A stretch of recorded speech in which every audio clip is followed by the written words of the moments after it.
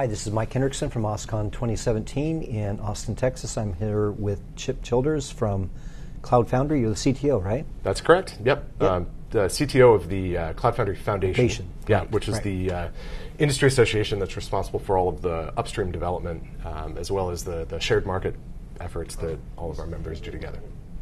So can you give me a little history about how the Cloud Foundry Foundation formed and why? Sure. So let's first start with what is Cloud Foundry. Okay. It's a cloud-native application platform. It's designed to help enterprise developers build software that's meaningful for their business faster. And that's its primary use case. We're at this point in industry, and I'm using the word industry in a very general sense because it's across a lot of different specific verticals, whether you're talking financial services, or heavy industry, telecom, automotive. Software is more and more critical for every business.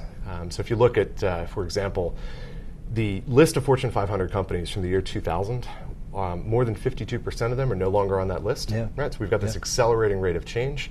It turns out that software is exactly why that rate of change is increasing. And so companies with a lot of people, a lot of knowledge, a lot of customer base, they're actually in a very good position if they can figure out how to use technology well and move really quickly.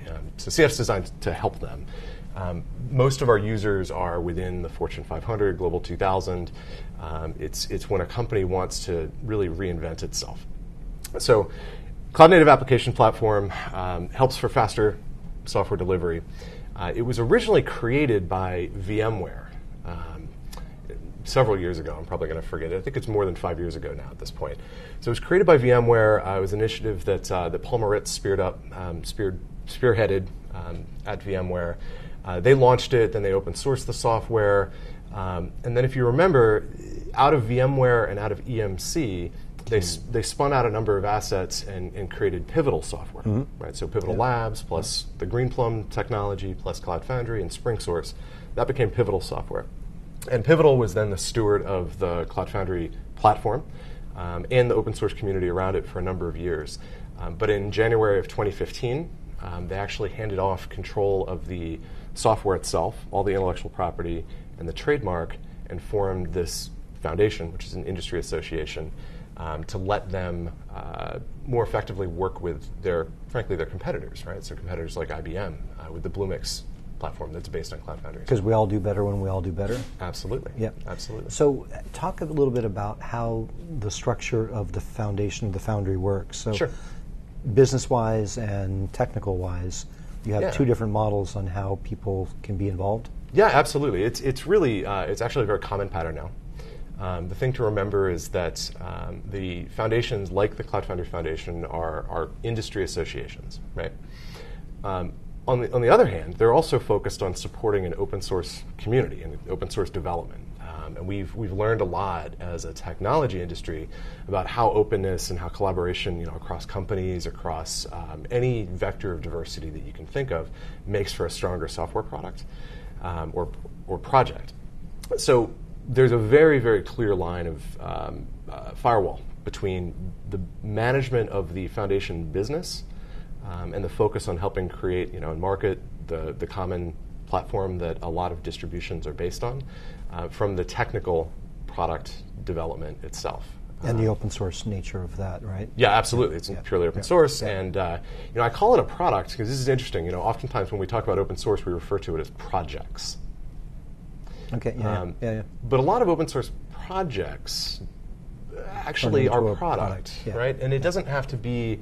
We don't need to think about open source development as something that produces libraries that somebody else is going to cobble together into something that's useful for the market that you can go sell. Instead, we can think about development of these massive open source projects in a way that very much lines up with product development. I explain that because we look at the core Cloud Foundry platform as an upstream product. And then we have downstream distributions of it that are certified distributions, and we've got guaranteed consistency between them. And that guaranteed consistency is because they're using the exact release from the upstream collaboration. So we put, as a community, a large amount of effort into coordinated releases. When you say community, Yeah. does community straddle the tech and the business? Well, it could mean both, but I can talk about the technology community briefly.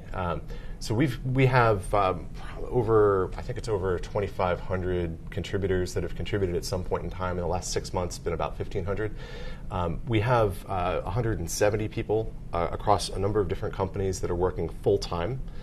Think of them as the maintainers, but for us, we're moving at such a velocity that being a maintainer means that you should be working full time predominantly. So about 170 people globally that are working full time on the project. With other companies, but Absolutely. contributing to Cloud Foundry. Contributing to Cloud Foundry, absolutely. And they're all employed by either the member companies or they have the opportunity as an individual. They could become a committer just as an individual, but being honest, this is software used by Fortune 500s that's distributed by commercial vendors, so most are funded to do the work full time. So do you have any sort of on-ramp program for, let's say, a large financial company that understands that they need to transition to cloud native or be disrupted by someone who's going to start up another? Do you have some sort of on-ramp for a company that's facing that? That is a really good question. So I have to cut that into a couple of different parts. So the challenge that a enterprise has today is much greater than just knowing how to use our software. Right. Okay. Right. So we don't directly solve the broader problem, but most of our distributions are heavily involved in that. And I'll give you two concrete examples. So Pivotal Labs, as a component of Pivotal Software, is all about teaching an enterprise how to operate like a Silicon Valley startup, right? What are the right software development methodologies to use? If you take a look at the Bluemix Garage model, it's the exact same thing, right? We have companies like Cognizant and Accenture and Capgemini. They're all involved as well in the foundation, and they have practices around digital transformation. So CF plays a big part as the technology underpinning for the way that they help enterprises go through that transition, but we don't directly solve the transitional problem for them. But there are best practices built around. Absolutely, there are best practices built around it, and they've propagated through the ecosystem. Now, the other part of this is that we know actually in a very, very acute way how challenging it is right now for enterprises to find qualified developers. We recently did a global market study that gave us a very good feel for what we call the developer skill gap. And that is not to imply that developers are lacking skill. It's actually to imply that the skills of development, cloud native development specifically, are needed by all of these companies. So a great example that I give you is that Express Scripts. You familiar with them? Yeah. Yeah, big pharmaceutical supply chain company, right?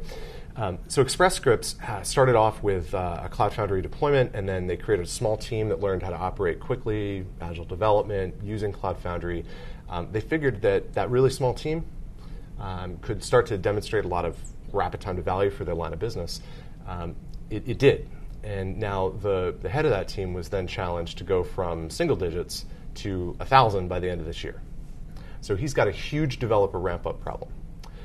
One of the things that we're launching at our event, which is coming up in June, is a portfolio of training and then developer certification products with a whole number of different partners that we're lining up that are going to support it. We want to get as much knowledge about this baseline Cloud Foundry platform out as we can. In addition to what we're going to offer, all of the distributions, the commercial distributions then have the places that they're able to differentiate from each other. So think about IBM, it has its Watson capability, or GE Predicts, which is based on Cloud Foundry as well, very focused on industrial internet applications and use cases. So they have services that tie into the same consistent core Cloud Foundry experience. So what we're trying to do is ensure that there's a baseline of basic Cloud Foundry capability and knowledge, easily addressable to the market, easily gotten to as a developer that wants to learn it, and easily delivered as a company who wants to train their existing developers, that's actually portable across these distributions. Excellent. We think that's pretty important. You guys have a full agenda, and we look forward to seeing that unfold next year. That's great. Thank you. Thank you very much.